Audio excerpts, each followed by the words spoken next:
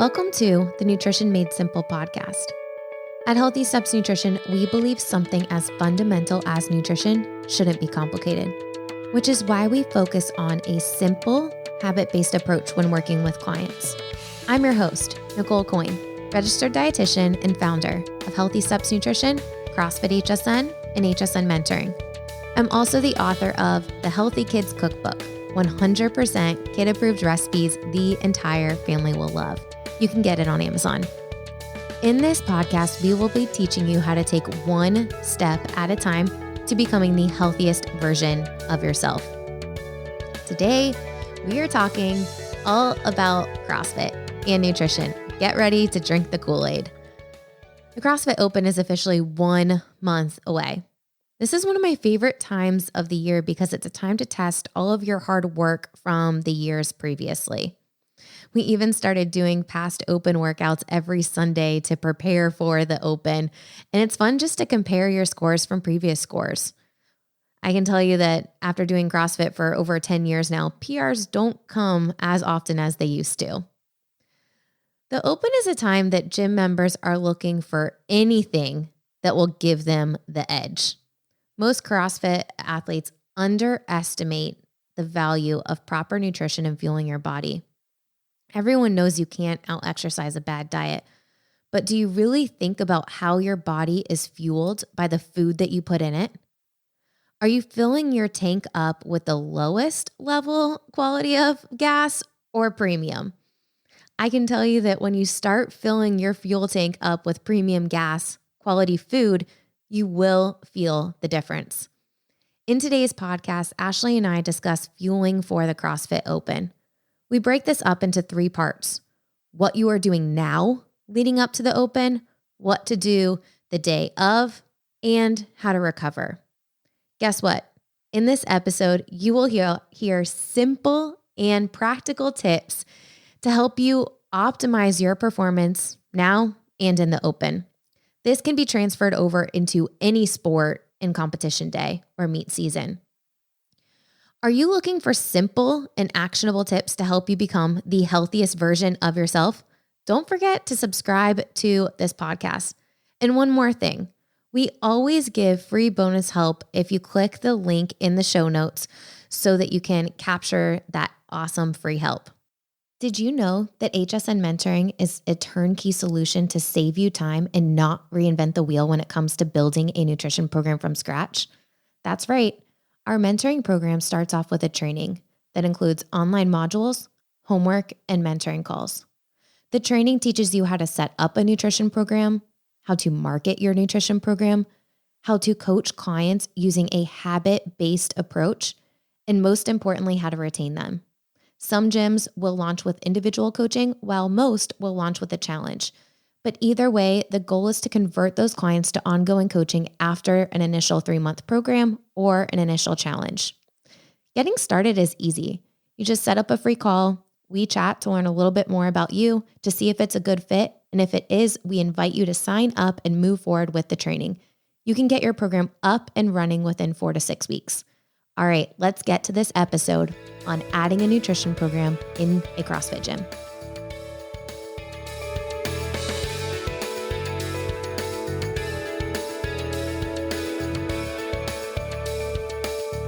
Ashley Osterman, welcome back to the Nutrition Made Simple podcast. Hi, Nicole. So fun to be back chatting with you about another exciting topic. Today, we are talking about fueling for performance.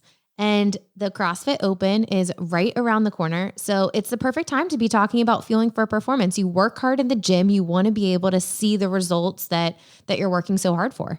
Yeah, when it comes to fueling for performance and fueling around your workouts, there's just so much misinformation out there. We have heard lots of different things and strategies and tips from your neighbors, friends, uncles, mothers, cousins, but it's really hard to separate the fact from fiction because let's be honest, we really all want to see some good results and really achievements for what we've been working so hard for up to this point. Absolutely. I'm excited to dive into it. But before we dive into it, I know you have a really fun story to talk about with your dad. Yeah.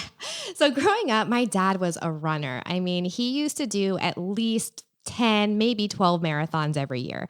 And I have this vivid memory of every night before his run, my mom would make him this giant platter of spaghetti. And we didn't really eat spaghetti that often growing up, but before his run, he would just inhale like a box of spaghetti. In the morning of, he would eat a giant stack of pancakes.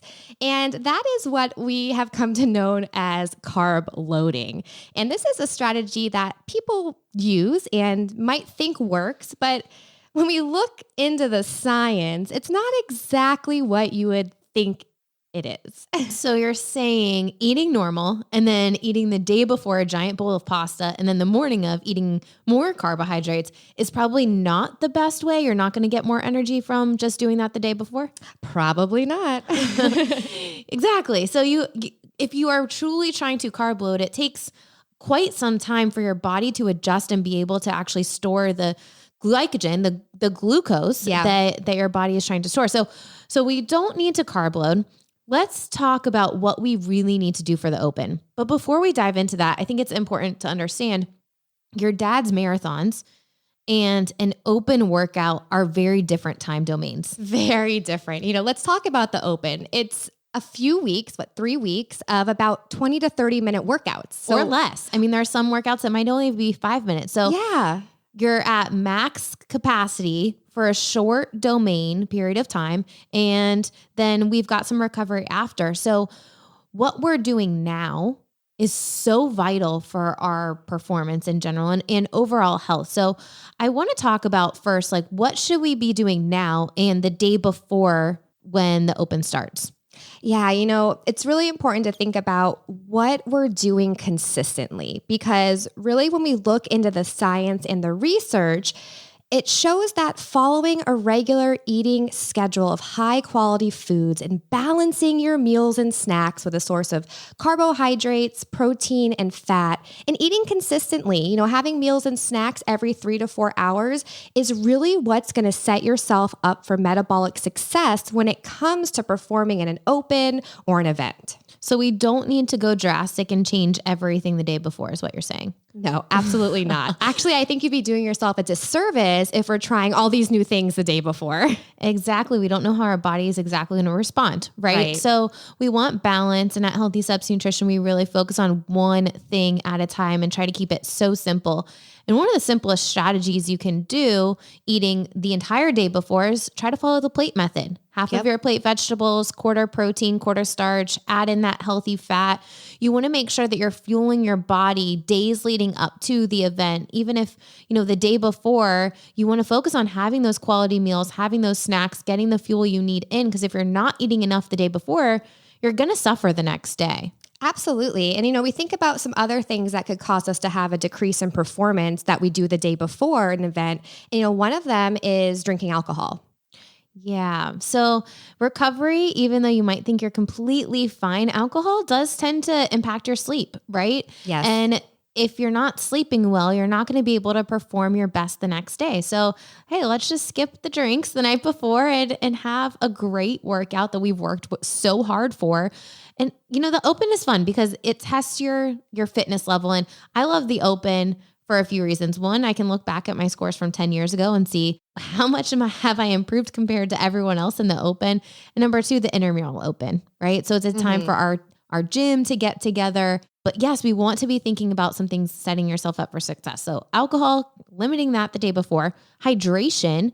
Dehydration can decrease performance up to 20%. So you want to stay hydrated the day before and the day of, but also your sleep. And that's something that most people don't really prioritize enough. Also, too, I know when it comes to getting excited about a big event or excited about something, we tend to not go to sleep or be a little bit restless when it comes to the time of falling asleep. So making sure that you're giving yourself enough wind down time, you're turning off those electronic devices at least 30 minutes before you plan to go to bed, having some type of relaxation method and really setting yourself up for success to make sure you're getting between 7 to 9 hours of sleep the night before your event. Ashley, you want to know something super interesting? I know we've had quite a few conversations about it, is the continuous glucose monitoring experiment. Oh yeah, absolutely. So going back to our carb loading, this proves that it's actually not as great at all to be doing carb loading the night before. I notice, and this is a common trend for people that do manage their blood sugar that don't have diabetes. We track our blood sugar. I've been tracking it for 6 weeks now. It continuously tracks my blood sugar. So I know what my body's doing on the inside compared to what I'm eating. And we notice that when I have higher carbohydrates at night, my blood sugar stays elevated for the night, which is not great. It's not good. And my sleep is impacted. So if you're going and doing those carb loading, having excessive carbohydrates, sugar at night, it will impact your sleep. And you don't want that to happen. And you might not even realize it. I think it was an eye-opening thing for Jason when my husband started doing the continuous glucose monitoring experiment, because he realized, and he has a nice sugar addiction, when he has sugar at night, it causes him not to sleep as well. And it took him seeing his blood sugar being elevated to correlate, I'm not sleeping good, and this is what I ate the night before, and I'm done doing that. And he hasn't done it since, which is really cool. But you want to look at all the factors because they all really play together to setting yourself up for success the day before. Yeah, absolutely. So I think the big take-home message about how to really set yourself up for success the day before your event is really ensure that you're eating quality foods, you're having those balanced meals and snacks, you're keeping yourself hydrated, you're limiting or completely avoiding alcohol, and you're making sure you're getting a good night's sleep. So Nicole, I guess now we should talk about what strategies our listeners can utilize the day of the event. I think there's 2 different strategies here. Number 1, are you doing the open workout first thing in the morning? Or number 2, are you doing it like as a Friday night lights, like we'll be doing at our gym? Mm-hmm. So if you're doing it first thing in the morning, you definitely want to have some carbohydrates and a little bit of protein before. Some people say they get nauseous if they eat before they work out. So getting up a little bit earlier. Liquids are faster digested than solid food. So if you have a half of a smoothie or a drinkable Greek yogurt or a Greek yogurt with maybe some applesauce with protein powder, there's different options that you can have to give yourself some fuel so that you're not trying to do this open workout on empty. Yeah. And for those of you listening, the reason why we recommend having just carbohydrates and protein right before a first thing in the morning workout is because when you add fat into the mix, it actually slows down your digestion. It delays your gastric emptying, and then it will make for those carbs and those proteins to take longer to actually get to your cells. So we want that energy right away. We want to make sure we're giving ourselves some protein and some carbs. That way we're fueling ourselves right away for the event. We want to drink water too. So if we're doing it in the afternoon, then it's a different story. Having your normal balanced breakfast, lunch, some snacks. You want to fuel your body throughout the day so that you have optimal performance. Having a snack before, again, carbohydrates are our body's main source of fuel for performance. So having a little bit of carbs before your workout would be a great option. Nicole, another thing I talk to a lot of my athletes about of day of performance for events is don't try anything new. Let's stick with what's been working and not introduce anything that could potentially cause us upset or decrease in performance. And I can tell you from personal experience, I did a 24-hour row with CrossFit Kitsap a year ago now, actually. Oh yeah, I remember that. Rowed for 24 hours, and I know better than this, but I was like, I'm going to be rowing for 24 hours, 10 minutes every hour on the hour. I need some quick carbs to eat throughout the time because my body's main source of fuel is carbohydrates. I got those like gummies and like all these things, right, to be eating 24 hours. My stomach hurt so bad during that whole process because my body wasn't used to that. And I literally tell my clients don't do that. And for some reason I did it and I fell for the trap. Trust me, I will never do it again. But you don't want to try something new the day of. We work with a bunch of gymnasts, and I always talk to them, try the new stuff now and see how it feels, see how your body responds to it. Do you like it? Do you not like it? So that you're not trying something new the day of. Absolutely. Yeah. The last thing we want to do is try something new and have that GI upset or some issues that will cause us to have a decrease in performance and not get those marks that we work so hard for. Absolutely. I think one question that always comes up regarding day of, right? Right before the workout, like what's the best thing to have? Or should I be having pre-workout? That's like a common question, right? Yeah. So here's my philosophy on pre-workout. Your heart rate is going to get jacked up so high during an open workout. You do not need anything to make it go higher and start at a higher level. Why is that? Well, when your heart rate is elevated, it's much tougher to do things. If you think about Fran or really intense CrossFit workout, when your heart rate is elevated, you sometimes get blurry minds, right? We're not thinking straight. We're not going to be able to perform as well. So let's go ahead and skip the pre-workout. If you want a cup of coffee, have it. A lot of pre-workouts have like 2-3 times the amount of caffeine than in one cup of coffee. The other thing is having a bunch of sugar right before you exercise is not going to be the best thing for you. Yeah, I've heard that story too. Like, oh, well, carbohydrates, sugar, I'm going to have this candy right before I work out. It's like, okay, yes, it might be carbs, it might have sugar, but not all calories are created equal. We want to look at those whole foods, those healthier options, those high quality foods that are going to help fuel your body for optimal performance. Let's not add in those ultra processed foods, those quick fix sugars, because really you're doing your body a disservice. Yeah, I personally just do an applesauce, and I am from here. I work from home every day. And before I go to the gym, I grab an applesauce, and that's what I'm having on my way to the gym, and I work out. Let's talk about after the workout. Yeah, after the workout, it's important to make sure that we are going to fuel ourselves and replenish those glycogen stores. A really great rule of thumb is to have a post-workout whey shake. You can also add a little extra carbohydrates in there. I like to add a little coconut water. Sometimes it's great for the rehydrating effect as well too. And then you want to make sure that you're having a balanced meal after that as well to replenish your body and refuel your body to help recovery. Absolutely. So we're focusing on carbs and protein after our workout. A question that we get asked often, and some people are like, well, I didn't eat anything all day, but I had my whey protein shake after I worked out, so I'm good. Well, it actually matters more if you're eating enough protein throughout the day and you're fueling your body throughout the day versus what you have immediately after. But we do want to focus on replacing those glycogen stores. So yes, think about what you can have after, but really think about where is that in context of the entire day. Yeah, right? Absolutely. And, a general rule of thumb for sufficient recovery and to replenish your body is to have a protein and carb source within 1 to 2 hours after training or within 4 to 5 hours after that pre-workout meal or snack. Again, consistency is key here, people. So I want to dive into, because we brought up whey protein. There's questions about this all the time. Like, what whey protein do you want? How do I know which one's good? What do I want here?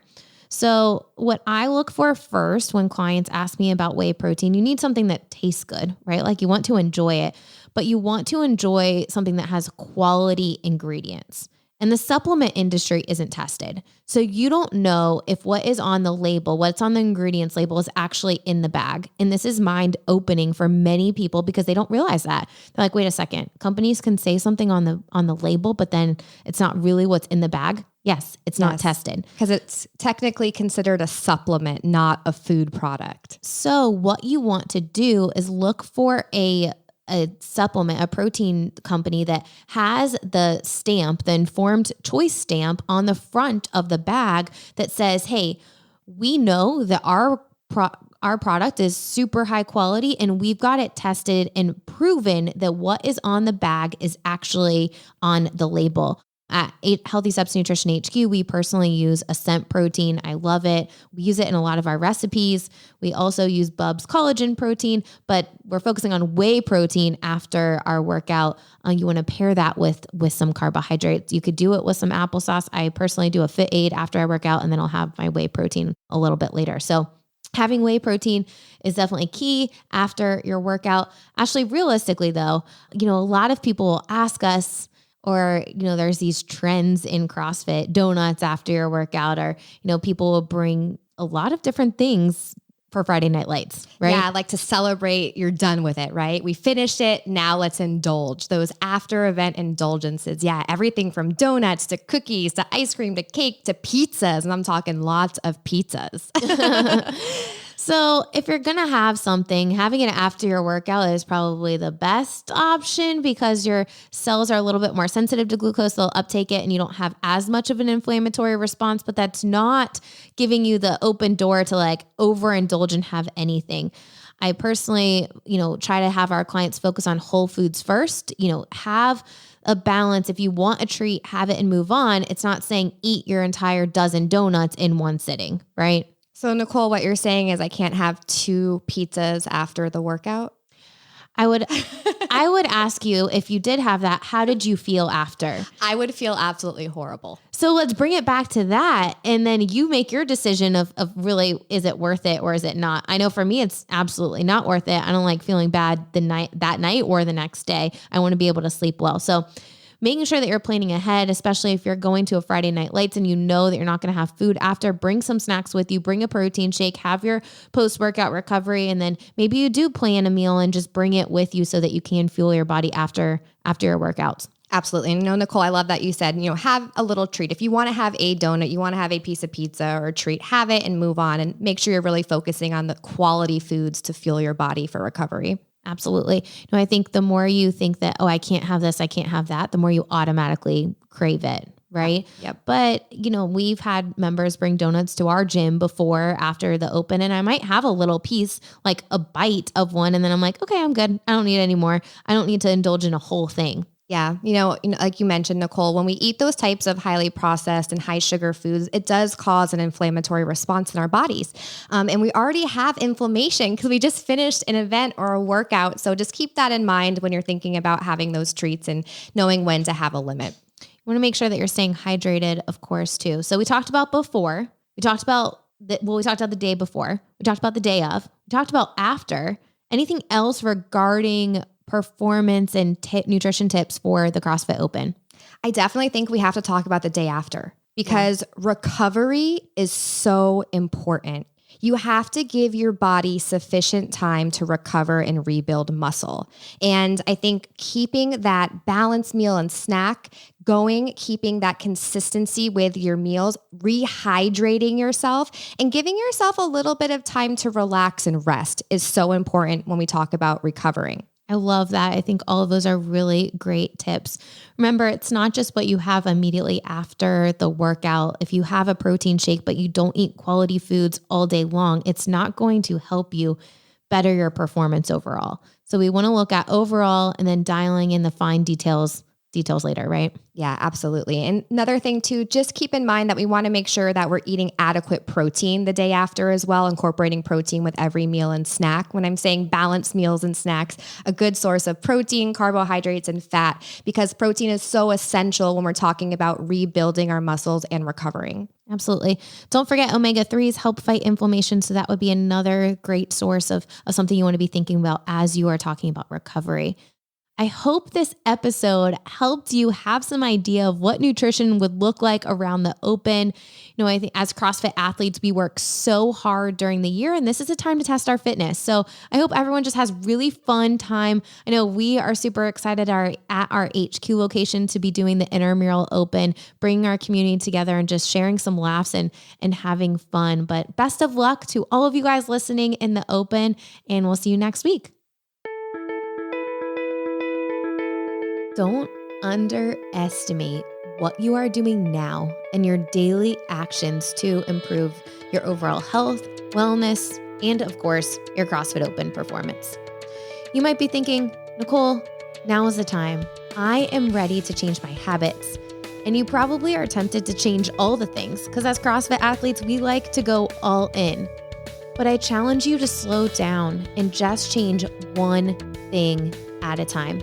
Be consistent with that one thing and then add the next thing to your plate.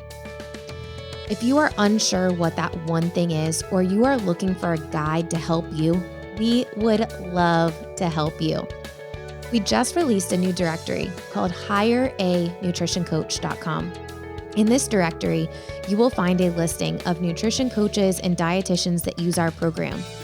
It's written and overseen by registered dietitians, by the nutrition experts.